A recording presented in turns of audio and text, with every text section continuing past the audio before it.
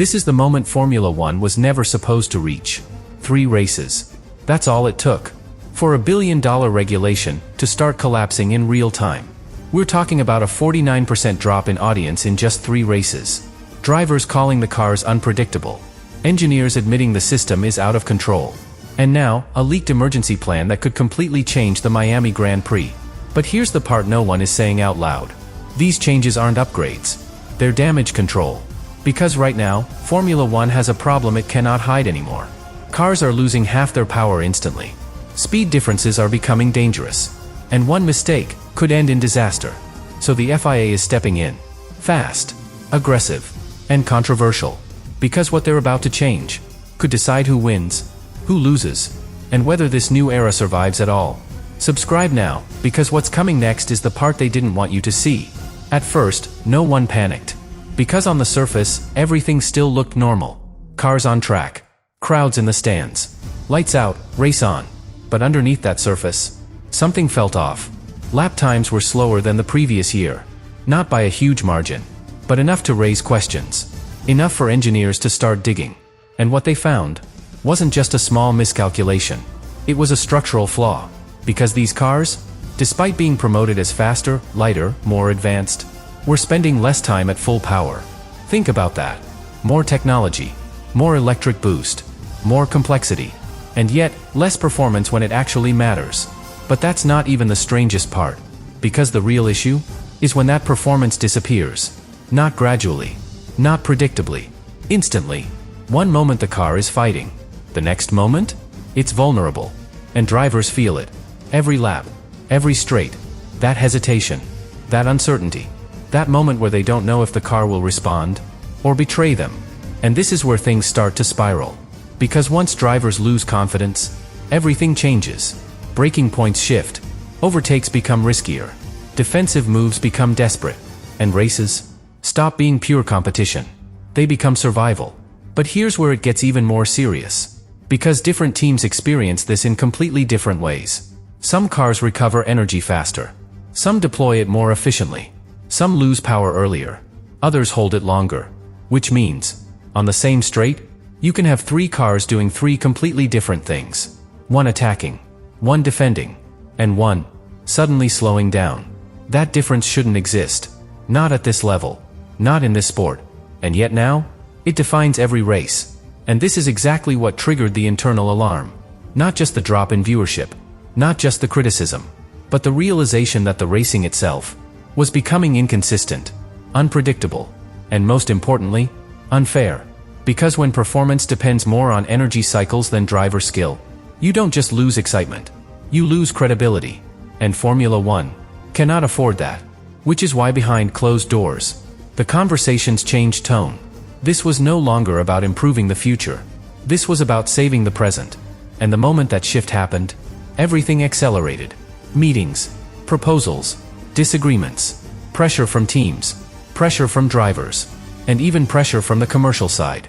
Because when the people funding the sport start asking questions, decisions happen faster, much faster. And that's exactly what led to the Miami intervention. But before we get into the actual changes, there's one detail most people completely missed. One detail that quietly explains why this crisis escalated so quickly. And once you see it, you can't unsee it. Because this didn't start with a crash. It didn't start with a failure on track. It started with something much quieter. Something much more dangerous. Fans stopped caring. Not all at once. Not dramatically. But steadily. Race after race. Session after session. Until the numbers became impossible to ignore. A drop that kept getting worse. From small concern to full alarm. And here's the key detail. It wasn't just the races. Qualifying collapsed even faster. Which tells you something critical. Fans weren't just losing interest in results. They were losing interest in the spectacle itself. Because qualifying is pure performance. No strategy. No excuses. Just speed. And if that becomes confusing, or worse, irrelevant, the entire foundation starts to crack. But why would that happen? Why would the most intense part of Formula One suddenly feel flat? The answer is hidden in something most viewers never see. Energy management. Because in this new era, drivers are not pushing every lap. They can't. Instead, they are constantly balancing. Saving here. Deploying there. holding back when they should be attacking, and attacking when it doesn't even matter. So what you're watching is not always the true pace of the car. It's a calculation, a compromise, a hidden strategy playing out in real time. And for hardcore fans, that's complex. For casual fans, it's disconnecting. Because if you can't tell who's actually fast, you stop investing emotionally. And once that connection is gone, it's very hard to bring back. But here's where everything links together. Because this confusion, this lack of clarity, this feeling that something isn't right, it feeds directly into what drivers are experiencing inside the car. They feel the inconsistency. Fans see the inconsistency. And the sport starts to feel unstable. Not physically, but psychologically. And that's when Liberty Media stepped in. Not publicly, not with statements, but with pressure. Real pressure. Because when viewership drops this fast, it's not a trend. It's a warning. And the message was simple. Fix it. Before Miami. No delays. No long-term plans. Immediate action. And that urgency changed everything. Because now the FIA wasn't working on improvements. They were working against time. Against perception. Against a growing belief that this new era might already be broken. And that's why the next decisions they made are so aggressive, so unusual, and for some teams, so threatening. Because what's coming next is not just about safety. It's not just about performance. It's about control. Who has it? Who loses it? And who benefits when the rules suddenly change mid-season? And this is where the real conflict begins. And this is where everything stops being technical and starts becoming political. Because the moment the FIA decided to intervene before Miami, they crossed a line, an invisible line, one that separates evolution from interference. Because changing rules mid-season is never neutral. It always helps someone, and it always hurts someone else. And in this case, the balance is very clear. Mercedes is ahead, not by luck, not by chance, but by understanding this new system better than anyone.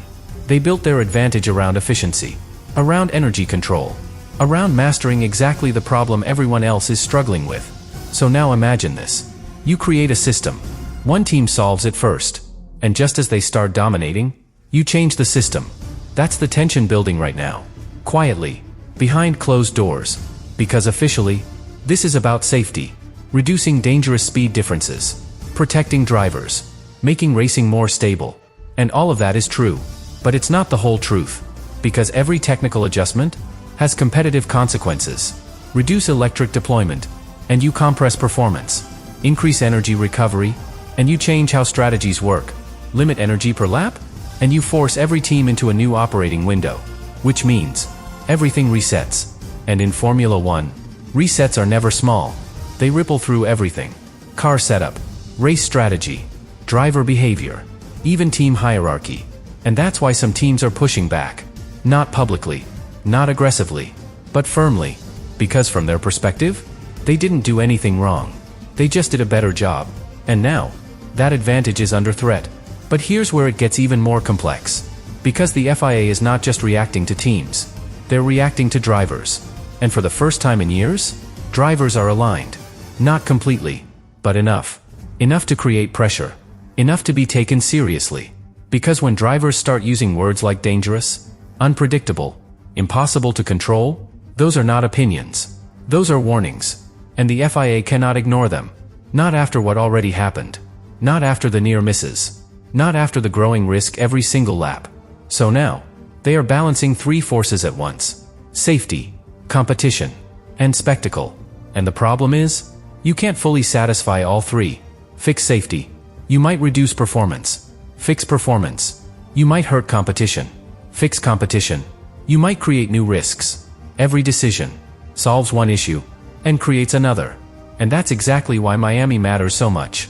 Because Miami is not just another race. It's a checkpoint, a live experiment, a moment where everything changes at once. And everyone will be watching. Teams, drivers, fans, and more importantly, the people behind the money. Because if these changes don't work, if the racing still feels off, if the danger is still there, if the audience keeps falling, then the conversation shifts again.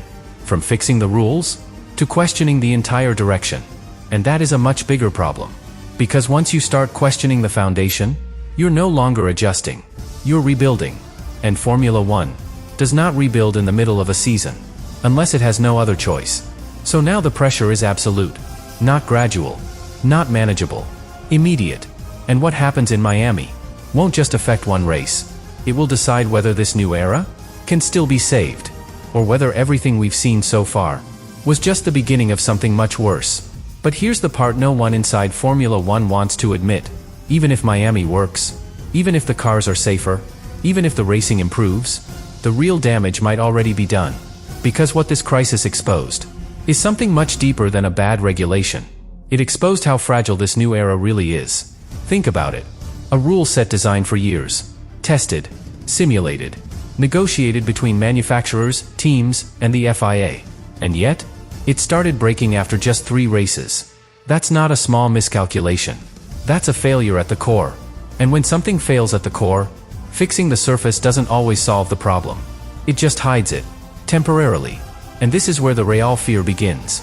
Because if the foundation is unstable, every fix becomes a risk. Every update becomes an experiment. Every race becomes a question mark. And Formula One is not built to operate like that. It's built on precision, on predictability, on pushing limits within known boundaries. But those boundaries right now are shifting, race by race, decision by decision. And that creates something the sport has not felt in a long time. Doubt. Not from fans, not from media, from inside. Engineers questioning the direction, drivers questioning the feeling, teams questioning the fairness. And when all 3 start aligning, the situation becomes serious. Because that alignment is what forces real change. Not gradual change, not planned change, immediate change. And that's exactly what we're seeing. But here's the twist. The one detail that connects everything. This crisis might actually be accelerating something Formula One was already moving toward. A future where the driver matters less, and the system matters more. Where performance is not just about skill, but about how well you manage invisible variables. Energy, software, deployment windows, recovery cycles. It becomes less instinct, more calculation, less racing, more optimization. And for some people, that's the future. More efficient, more sustainable, more technologically advanced. But for others, that's not why they watch Formula One. They watch for the edge, the unpredictability that comes from human limits, not system limits. And right now, those 2 visions are colliding. Hard, because the FIA is trying to fix the present, without abandoning the future. And that balance is almost impossible to achieve. So Miami becomes something bigger than a race. It becomes a statement, a signal, a direction. If the changes make the racing clearer, more aggressive, more natural, then maybe this era can still find its identity. But if it still feels artificial, still feels controlled, still feels disconnected, then the question won't be how to fix it. The question will be whether it can be fixed at all. And that's the moment no one is ready for. Because that would mean this isn't just a rough start. It's the beginning of a much larger shift. One that could redefine what Formula One is for the next decade. And whether that version of Formula One is something fans will actually accept or slowly walk away from.